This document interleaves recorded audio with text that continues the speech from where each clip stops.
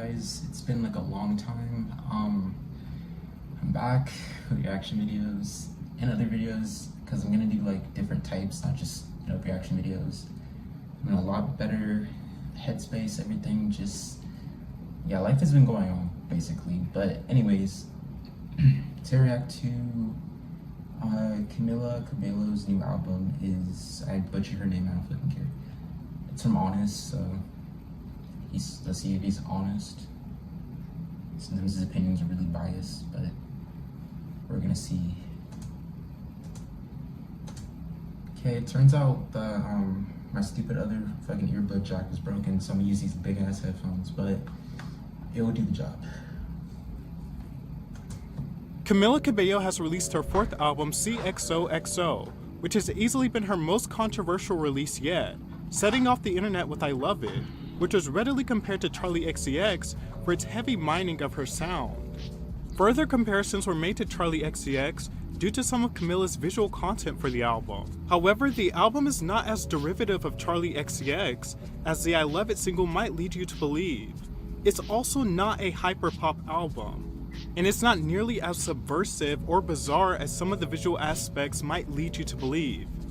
But it is easily Camila's most interesting and captivating release.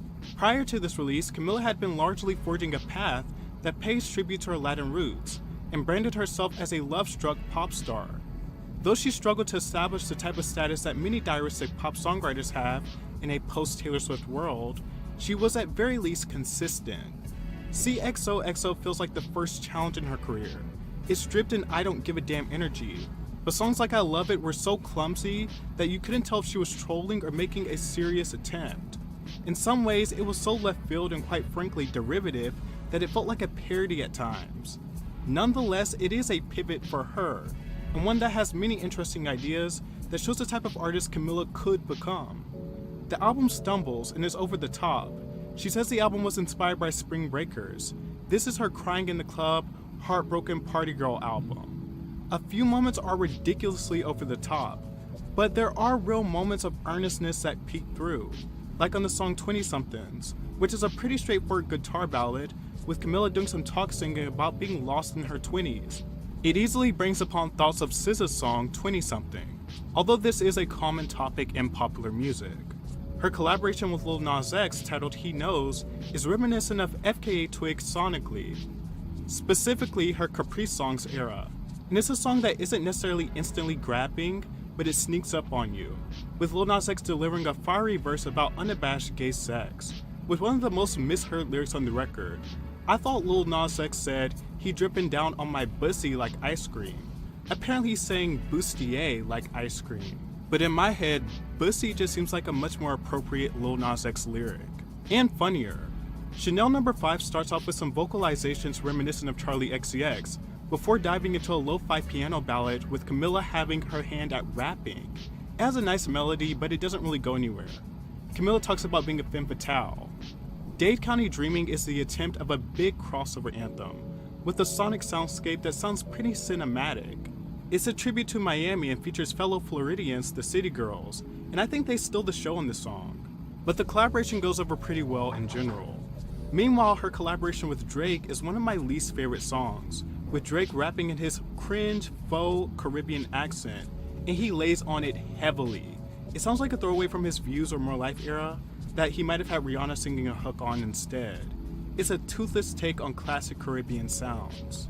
There's also two interludes included on this album called Koshi XOXO and Ugly by Drake that have no trace of Camila, that seem pointless or like a bid for her to show that she has credibility. On Dreamgirls, Camila samples the Dreams classic Shawty Is the Shit and turns it into a reggaeton pop track, and it's okay at best. While the ballad titled Boat has a sample of Pitbull's Hotel Room Service, which seems to set the scene of being sad after a party. I think a standout on the album is Pretty When I Cry. It's a wonder why this wasn't the lead single. It's a club banger with some dancehall and house influence, with arguably the stickiest hook on the album. She ends the album off with June Gloom, a minimalist electro ballad with Camila lamenting her status in a guy's life, with a repeated hook that asks, "Does she get this wet for you, baby?" The album is a mixed bag, but honestly, when it clicks, I think it offers some of Camila's most interesting and best work. I'd say some of the moments on this album are a pretty commendable risk, given how pedestrian some of her past work has been up until this point. I do think some of the pedestrianism is carried over onto this album. Many spots on the album are generic, but there are equally as many risks present as well, whether that be in the lyrics or instrumentation. Camila's voice at certain points feels over-manipulated, and not in the artistic effect kind of a way, but just for the sake of doing it. In general on the album, there's moments that feel earnest and genuine, and then there are moments that feel like Camila's miming for edgy credibility. Nonetheless, it is one of the most drastic rebrands in recent pop history, which I'm sure will bring many defenders and naysayers.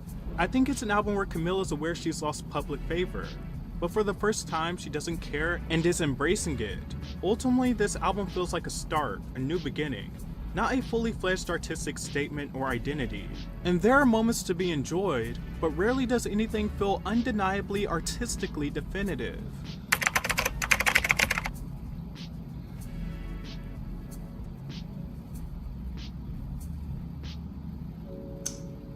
Alright, that's the end of that video.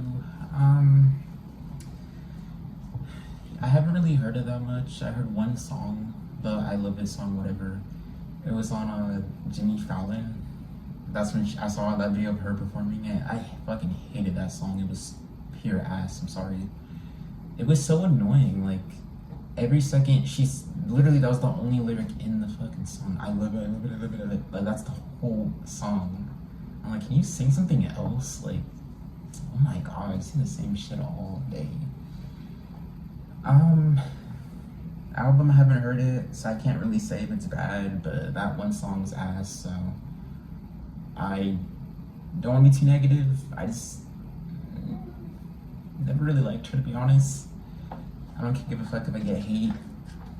She's talented, yeah, whatever, but I don't know. She's kind of forgettable to me.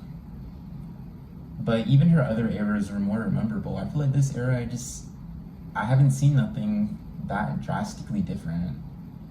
I mean, it does good for her if it's like a new era for like a new type of like artistic type, whatever you want to say, but I don't think it connects like to, I haven't seen anyone talk about it really connecting to them like that, honestly, and I haven't seen any songs blow up that crazy. I don't know. How old is she? 26? I just think it's a little bit late in the game to be like doing this little like edgy image. It's just kind of screaming like early 20s, so she could like change it up and do like something actually different that we don't see.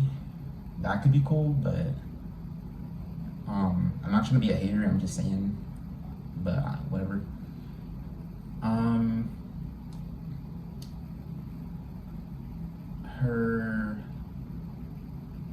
I don't know her personally, whatever. I don't really listen to her music. Only song I heard was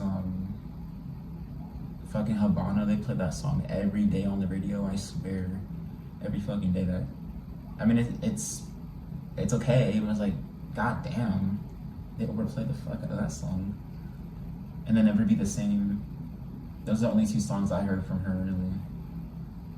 And then Fifth Harmony, whatever. But I feel like even Nora, whatever the black girl from Fifth Harmony, her name, I feel like even she, I remember her more. I don't know why. I just don't really care about this Camila. But yeah, that's all I gotta say on that. And maybe I'm wrong. Maybe this shit sounds good, but the one song I heard sounded like ass. So that's all I got for this video, and I'll see you on the next.